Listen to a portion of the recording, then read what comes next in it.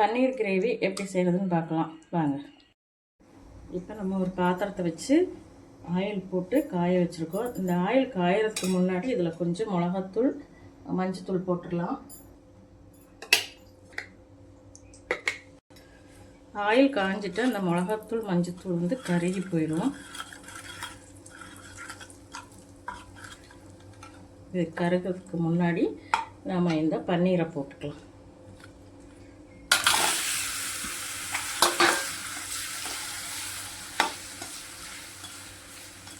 நல்லா கொஞ்சம் வறுத்து எடுத்துக்கலாம் அந்த பன்னீரை.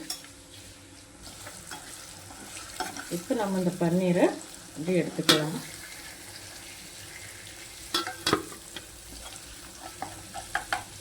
லேஸ் பண்ணால் போதும்.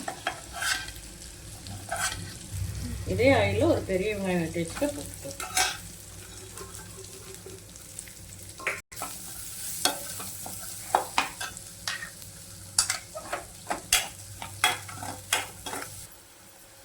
இப்போ கொஞ்சோண்டு இஞ்சி பூண்டு பேஸ்ட் போட்டுக்கலாம்.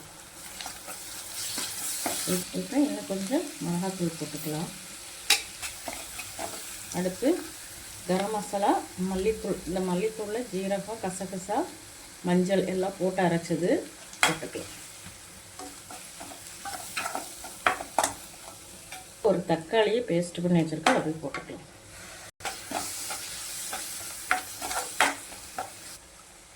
இந்த மிக்ஸி ஜாரை கழுவி கொஞ்சம் ஊற்றிக்கலாம், தண்ணி ஊற்றிக்கலாம்.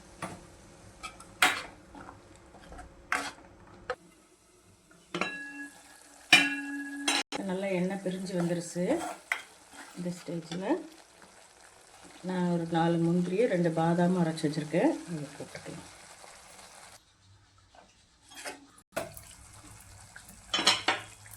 இப்போ நல்லா கொதிஞ்சு வருது. இப்போ நம்ம ஃப்ரை பண்ணி வச்சுருக்கிற பட்டரை போட்டுக்கலாம்.